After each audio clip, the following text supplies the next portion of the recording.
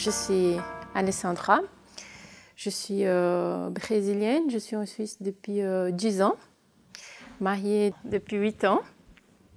Et j'ai des formations, j'ai fait des études de tourisme au Brésil.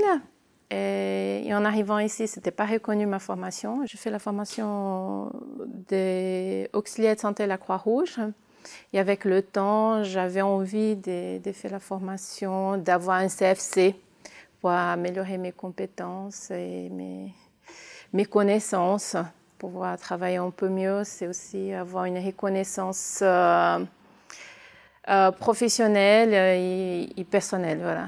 Et actuellement, je suis en formation en deuxième année de la formation raccourcie des assistantes en santé et soins communautaires à Grand-Genève.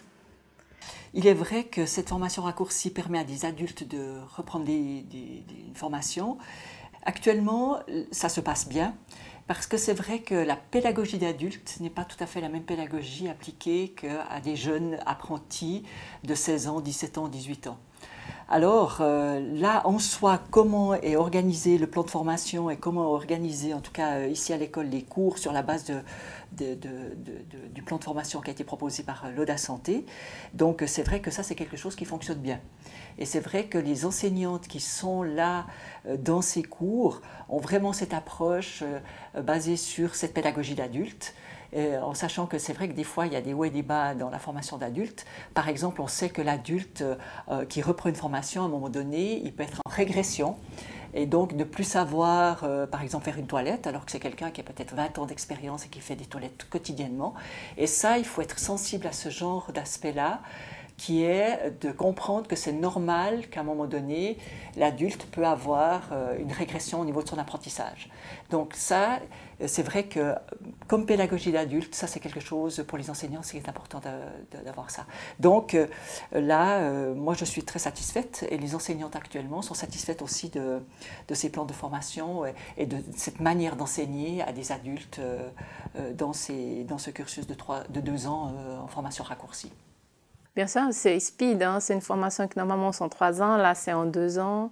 On travaille, on a une famille, c'est beaucoup plus speed, mais la théorie c'est vraiment c'est la base pour pouvoir faire des soins avec plus de qualité. On peut bien, tout ce qui est hygiénique par exemple, tout ce qui est déplacement, connaître les maladies, les médicaments, ça bien sûr, il faut vraiment la théorie pour pouvoir faire la pratique.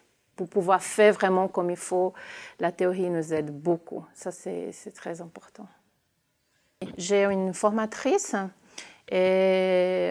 qui va me dire de cette façon c'est meilleur, non, peut-être la prochaine fois tu fais d'une autre façon, il faut observer aussi cet médicament, il y a des effets secondaires, faites attention.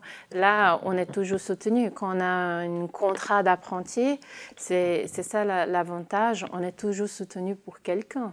Et en plus, on a les collègues qui ont aussi l'expérience, qui peuvent aussi nous aider le moment qu'on a besoin.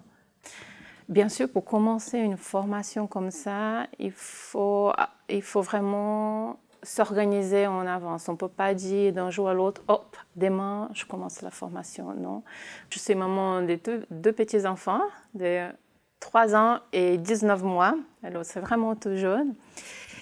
J'ai un contrat d'apprenti à 100%, mais inclus l'école. Ça veut dire que je suis la semaine loin. C'est un travail pas évident parce qu'on a des horaires assez réguliers. On travaille les week-ends, on travaille le soir, les jours fériés. J'ai aussi un mari qui est policier et qui a des horaires très réguliers. C'est que ça facilite pas du tout la tâche. On doit étudier pour les examens.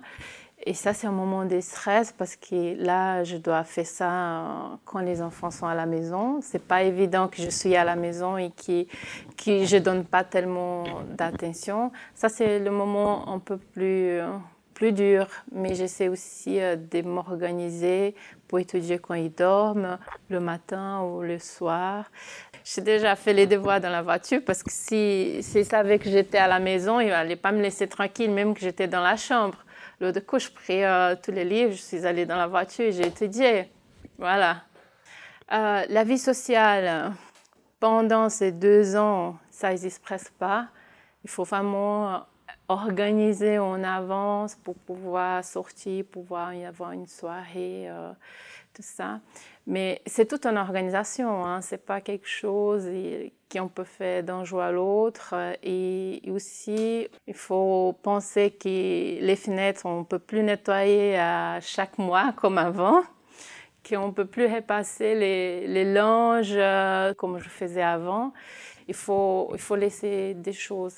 Ce n'est pas un sacrifice, c'est une priorité. Voilà.